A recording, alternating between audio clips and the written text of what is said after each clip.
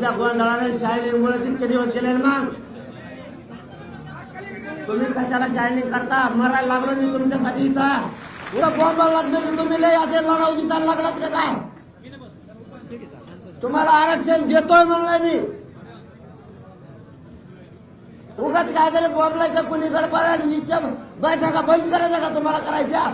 तुम्ही 60 वयाचे दिसतात मला बोलताना. 60 वय तुमच्या. अरे मी जीव द्यायला तयार झालोय तुमच्यासाठी नुसत्या